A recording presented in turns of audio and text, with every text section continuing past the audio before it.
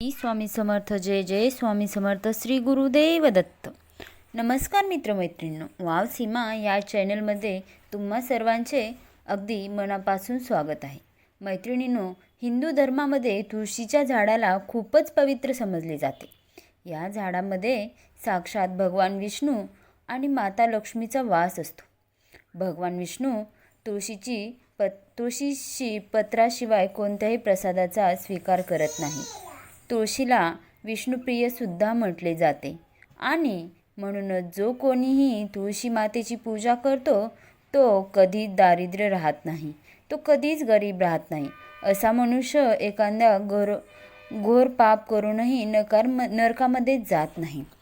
तुळशी मातेला फक्त जल अर्पण केल्यामुळे कोणतेही फळ मिळते हे आपण आज या कथेमार्फत जाणून घेणार आहोत.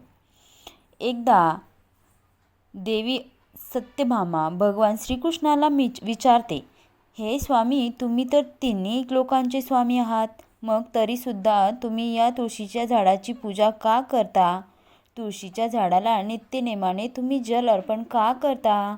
या झाडाला जल अर्पण करण्याचे महत्त्व काय, मला जाणून घ्यायचं आहे. तेव्हा भगवान श्रीकृष्ण म्हणतात, हे देवी सत्यभामा, तुळशी ही साक्षात लक्ष्मी मातेचं रूप आहे. तुळशी मातेची नित्य पूजा करायचे अनेक फायदे आहेत. तुळशी मातेला जल अर्पण केल्याने मनुष्याचे अनेक पाप नष्ट होतात. तुळशी मातेला जल अर्पण करण्याचे महत्त्व सांगण्यापूर्वी मी तुम्हाला एक अत्यंत प्राचीन कथा सांगून इच्छित आहे.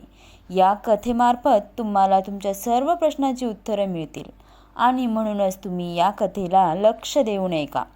भगवान श्रीकृष्ण म्हणतात, हे देवी, जो मनुष्य या कथेचा फक्त श्रवण करेल त्याला 100 वर्षापर्यंत तुळशी मातेला जल अर्पण करण्याचे फळ प्राप्त होईल. देवी सत्यभामा म्हणते, हे प्रभू, मी या कथेला नक्कीच ऐकेल. तुम्ही मला ती कथा सांगा, मी या कथेला लक्ष देऊन नक्की ऐकेल. तेव्हा भगवान श्रीकृष्ण देवी सत्यभामाला म्हणतात, तुळशी मातेला जल अर्पण करण्याचे महत्त्व काय आहे याबद्दल कथा सांगू लागतात. पुरातन काळातील गोष्ट आहे. एका नगरामध्ये एक ब्राह्मण राहत होता. तो ब्राह्मण तर होता, परंतु तो खूपच नीच स्वभावाने, क्रूर, मांस खाणारा, तसेच वेगवेगळे वाईट शौक पाळणारा होता. त्याचे मन नेहमीच वाईट कृत्य करण्यात तल्लीन असायचे. त्याला जुगाराचा, वेश्याचा तसेच चोरी करण्याचा नाद होता. त्याने त्याच्या आयुष्यात कधीच कोणतेच पुण्य कर्म केले नाहीत. शास्त्रात कधीही पठण केलं नाही, पूजापाठ केले नाही. त्याचं मन नेहमी दुसऱ्यांच्या धनावर असायचं. तो दिवसा धन कमवायचा आणि रात्री वेश्येसोबत ते पैसे तो उडवायचा. अशा प्रकारे तो पापी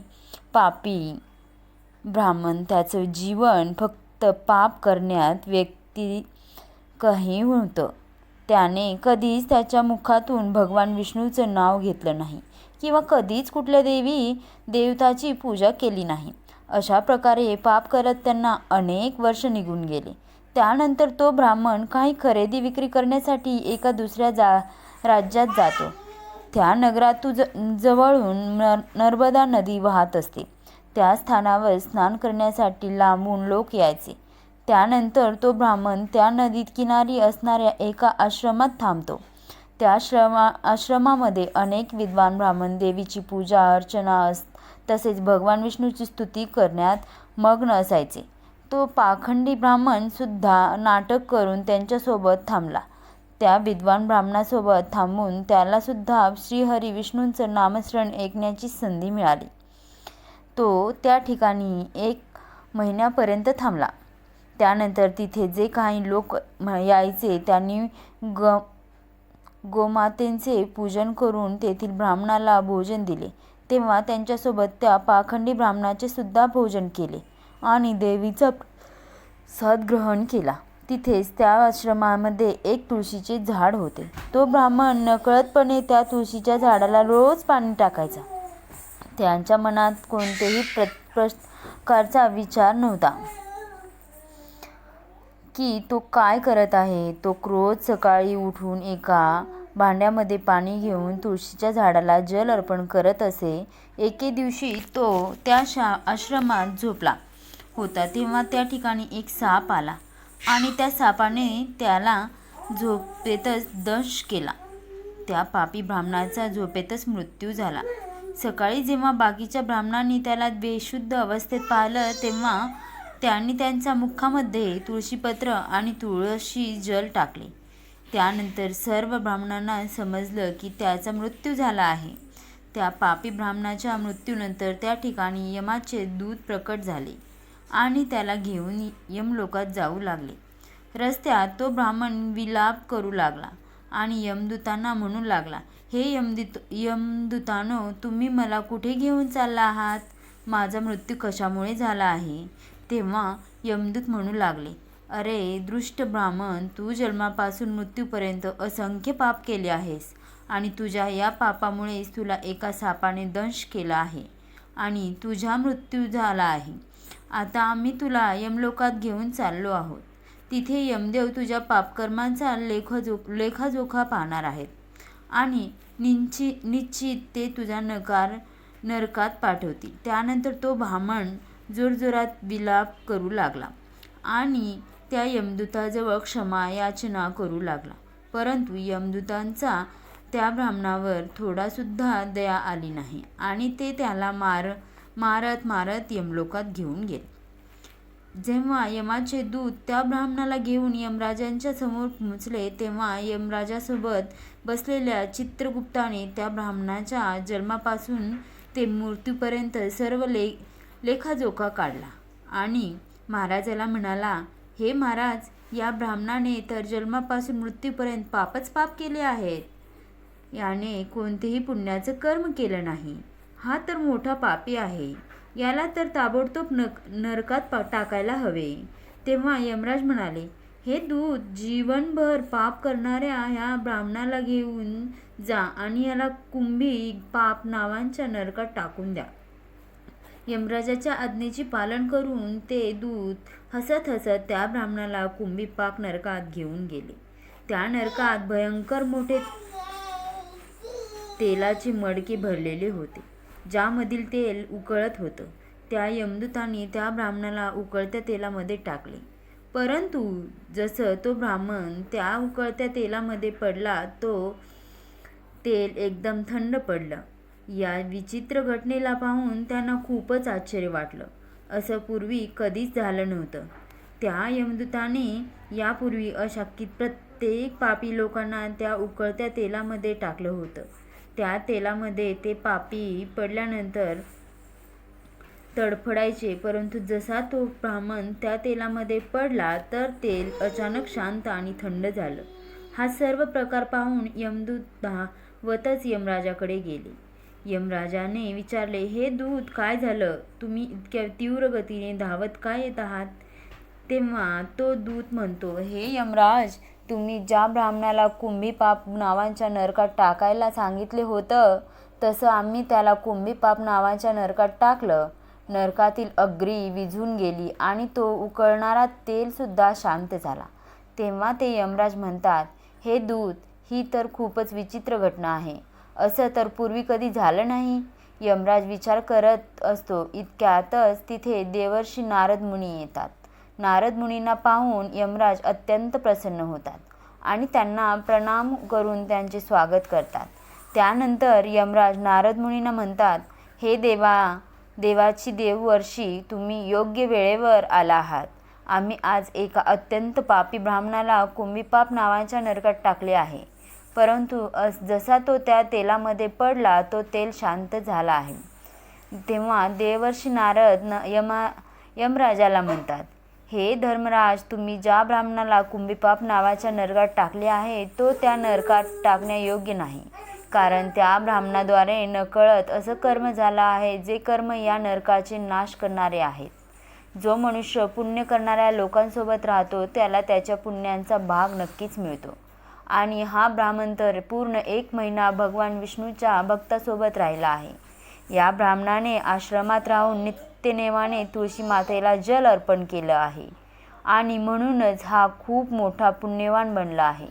याचे सर्व पाप नष्ट झाले आहेत. हा ब्राह्मण आता विष्णू लोकात जाण्यास प्राप्त ठरला आहे. या ब्राह्मणाचे नकळतपणे इतकं पुण्य कमवले आहे, जे पुण्य जन्मात सुद्धा एखाद्या मनुष्याला प्राप्त होत नाही. आणि म्हणूनच तुम्ही याला नरकात ठेवू नका. या ब्राह्मणाने जेव्हा काही पाप केले आहे त्यासाठी त्याला फक्त इतकाच दंड द्या की ह्याला तुम्ही नरकाचे दर्शन घडवा. देवर्षी नारद मुनींचे म्हणणं ऐकून यमराज अत्यंत प्रसन्न होतात आणि त्या ब्राह्मणाला कुंभीपाक नरकातून काढून घेऊन येतात. आणि यमराज त्यांच्या दूतांना म्हणतात, हे दूत, या ब्राह्मण महात्माला घेऊन जा आणि सर्व नरकाचे दर्शन घडवून आणा. आणि त्यानंतर यमाचे दूत त्या ब्राह्मणाला घेऊन जातात आणि संपूर्ण नरकाचे दर्शन त्याला घडवून आणतात. भगवान श्रीकृष्ण म्हणतात, हे देवी सत्यभामा, अशा प्रकारे यमाचे दूत त्या ब्राह्मणाला संपूर्ण नरकाचे दर्शन घडवतात व त्यानंतर त्या ब्राह्मणाला यक्ष लोकामध्ये घेऊन जातात व त्यानंतर तो ब्राह्मण एक यक्ष बनतो. श्रीकृष्ण म्हणतात, हे देवी, वनस्पतीमध्ये मला तुळस प्रिय आहे, महिन्यामध्ये मला कार्तिक मास प्रिय आहे आणि तिथीमध्ये मला एकादशी प्रिय आहे आणि क्षेत्रामध्ये मला द्वारका प्रिय आहे. आणि म्हणूनच जो मनुष्य नित्य नियमाने तुळशी मातेची पूजा करतो, तुळशी मातेला जल अर्पण करतो, तो मला सर्वात जास्त प्रिय आहे. त्या मनुष्याची कधीच दुर्गती होत नाही, तो कधीच नरकात जात नाही. ज्या घरामध्ये तुळशीचं झाड नेहमीच हिरवं असतं, अशा घरामध्ये नेहमीच सुख, शांती आणि समृद्धी टिकून राहते. भगवान विष्णूच्या पूजेमध्ये आणि त्यांना चढवलेल्या जाणाऱ्या प्रसादामध्ये तुळशीपत्र अवश्य असायला हवं, कारण तुळशीपत्राशिवाय भगवान विष्णू कोणत्याही प्रकारचे प्रसाद स्वीकार करत नाहीत. आणि म्हणूनच प्रत्येक घरामध्ये तुळशीचे झाड असायलाच हवं. जर तुमच्या घरामध्ये तुळस असेल तर सुख, शांती आणि समृद्धीसाठी तुळशी मातेला नेहमी लक्षात ठेवा की तुळशीचे झाड हे चुनरीशिवाय अपूर्ण असते. तुळसी हे फक्त एक झाड नाही, तर ती साक्षात देवी माता लक्ष्मी आहे. तुळशी विष्णूची पत्नी आहे आणि म्हणूनच तुळशी मातेला चुनरी अवश्य द्यायला हवी. त्यामुळे पती पत्नीमध्ये प्रेम आणि विश्वास वाढतो. घरात राहणाऱ्या स्त्रिया या नेहमी सौभाग्यवती राहतात. तुळशीचा विवाहसुद्धा अवश्य करायला हवा. त्यामुळे मनुष्याचा सर्व दुःखांचा अंत होतो आणि सांसारिक जीवन अधिक सुखमय होतो. तुळशीच्या झाडाजवळ कधीही अपशब्द बोलू नयेत. तुळशीच्या झाडाजवळ चुकूनही चपला किंवा झाडू ठेवू नये. ह्या गोष्टीला पाप समजले गेले आहे. जिथे तुळशीचे झाड आहे त्याच्या आसपास थुंकणे सुद्धा घोर पाप समजले गेले आहे. तुळशीच्या जवळ जलाने भरलेली पात्र सुद्धा ठेवू नये. तुळशीच्या जवळ जेव्हा आपण एखादा दिवा लावतो तेव्हा तो दिवा विझल्यानंतर तिथून ताबडतोब काढून घ्यावा, कारण तुळशीच्या जवळ विझलेला दिवा ठेवणे अशुभ समजले गेले आहे. ज्या ठिकाणी तुळशीचे झाड आहे ते ठिकाण नेहमी स्वच्छ ठेवायला हवं आणि म्हणूनच नित्य नियमाने तुळशीच्या झाडाच्या सभोवताली स्वच्छता ठेवायला हवी. तुळशीच्या झाडाच्या शेजारी शिवलिंग आणि गणपतीची प्रतिमा ठेवू नये. त्याचबरोबर तुळशीच्या कुंडीमध्ये दुसऱ्या कोणत्याही प्रकारचे झाड लावणं अशुभ समजले गेले आहे. तुळशीच्या झाडाच्या जवळ कपडे सुद्धा वाळवू नये. त्याचबरोबर तुळशीचे पान कधीही न खाणे, तोडू नये. यामुळे तुळशी मातेचा अपमान होतो. जर तुळशीची पानं सुकत असतील आणि ती खाली पडत असतील तर त्यांना कचऱ्यामध्ये टाकू नये. त्या पानांना तुम्ही तुळशीच्या मातीमध्ये दाबून ठेवा. रविवारच्या दिवशी तुळशीची पानं तोडू नये आणि रविवारी तुळशी मातेला जलसुद्धा अर्पण करू नये. बाकी अन्य दिवशी तुळशी मातेला न चुकता जल अर्पण करावे आणि संध्याकाळच्या वेळेला एक दिवा तुळशीजवळ अवश्य लावावा. नेहमी असं पाहतात आले आहे की स्त्रिया आंघोळ केल्यानंतर त्यांची केस मोकळी ठेवूनच तुळशी मातेला जल अर्पण करतात. असं करणं चूक आहे. स्त्रियांनी नेहमी त्यांची केस बांधून कपाळावर सिंदूर लावल्यानंतरच तुळशी मातेला जल अर्पण करावे. असे केल्यामुळे तुळशी मातेचा आशीर्वाद प्राप्त होतो. घरात तुळशी मातेचं झाड लावताना ह्या गोष्टींची काळजी घ्या की त्यासाठी वापरली जाणारी माती ही दूषित नसावी. तुळशीच्या झाडासाठी स्मशानाच्या शेजारीची किंवा घाणेरड्या ठिकाणांची माती वापरू नये. यामुळे तुळशी माता नाराज होते आणि ती सुकू लागते. तुळशीचे झाड कधीही घाणेरड्या ठिकाणी लावू नये. जसं की बाथरूमच्या शेजारी तुळशीचे झाड लावू नये किंवा तिथे झाड ठेवू नये. घरातील तुळशीचे झाड कधीही सुकू नये. शास्त्रामध्ये असं म्हटलं गेलं आहे की तुळशीचे झाड सुकणे हे अकाल मृत्यूचं कारण बनू शकतं. घरातील तुळशीचे झाड सुकत असेल तर घरातील सुख समृद्धी नष्ट होते. सुकलेल्या तुळशीमध्ये माता लक्ष्मीचा वास नसतो. शास्त्रानुसार मासिक धर्माच्या वेळी महिलांनी तुळशीच्या झाडाला पाणी अर्पण करू नये आणि तुळशी मातेला स्पर्श करून सुद्धा वर्जित समजले गेले आहे. तुळशी मातेला आंघोळ न करता जल अर्पण करू नये. त्याचबरोबर पायामध्ये चप्पल घालून तुळशीला जल अर्पण करू नये. जल अर्पण करताना ह्या गोष्टीची काळजी घ्या की तो जल तुमच्या पायावर पडू नये. असे झाल्यामुळे तुळशी मातेचा अपमान होत असतो. भगवान श्रीकृष्ण म्हणतात, नित्य तुळशी मातेच्या दर्शनाने मनुष्याला स्वर्गाची प्राप्ती होत असते आणि तुळशी पत्रांच्या सेवनाने त्याचे सर्व पाप नष्ट होतात. तुळशीचे झाड नेहमीच घराच्या समोर लावायला हवे. तुळशीच्या झाडाला पूर्व किंवा उत्तर दिशेला लावणार सर्वाधिक शुभ समजले गेले आहे. शास्त्रानुसार ज्या झाडापासून हिरव्या कळ्यांची उत्पत्ती होत नाही, ज्या झाडाला काटे असतात अशी झाडं तुळशीजवळ ठेवणे अशुभ समजले गेले आहे. शास्त्रामध्ये केळ्यांच्या झाडांचं विशेष महत्त्व सांगण्यात आलं आहे. जर तुम्ही तुळशीच्या झाडाजवळ केळाचे झाड लावलं असाल तर त्यामुळे तुम्हाला कित्येक पटीने अधिक लाभ मिळत असतात. केळीच्या झाडामध्ये भगवान विष्णूचा वास असतो. अशामुळे या झाडाला तुळशी मातेच्या शेजारी लावल्यामुळे घरात सुख समृद्धी येत असते. तुळशीच्या झाडामध्ये शालिग्राम सुद्धा अवश्य ठेवायला हवे. तुळशीच्या कुंडीमध्ये शालिग्राम ठेवल्यामुळे त्यांचा अधिक प्रभाव तुम्हाला पाहायला मिळतो. शालिग्राम भगवान विष्णूचा रूप समजलं जात. हा एक काळ्या रंगाचा दगड असतो ज्याला विलक्षण आणि खूपच अमूल्य समजले गेले आहे. जर याला तुम्ही तुळशीच्या कुंडीत ठेवलेत तर तुमच्या घरातून सर्व नकारात्मक ऊर्जा नष्ट होऊन जाईल. घरात फक्त एकच शालिग्रामची पूजा करायला हवी. पुराणामध्ये असं म्हटलं गेलं आहे की भगवान विष्णूच्या मूर्तीपेक्षा शालिग्रामची पूजा करणं अत्यंत उत्तम समजले गेले आहे. शालिग्रामचं चंदन लावून त्याच्यावर एक तुळशीचे पान ठेवावे. प्रत्येक दिवशी शालिग्रामला पंचामृताने स्नान घालावे. असं केल्यामुळे सर्व जन्माचे पाप नष्ट होतात. शालिग्राम सकारात्मकता आणि सात्विकतेचे प्रतीक आहे. मैत्रिणींनो, अशा प्रकारे भगवान श्रीकृष्णाने देवी सत्यभामाला तुळशीच्या झाडाला जल अर्पण करण्याचे महत्त्व सांगितले आहे आणि घरात तुळशीची झाडं लावण्याचे काही नियम सांगितले आहे. तुम्हाला जर या व्हिडिओमध्ये सांगितलेली माहिती आवडली असेल तर व्हिडिओला लाईक करायला विसरू नका. भेटूया पुढच्या अशाच एका माहितीपूर्ण व्हिडिओ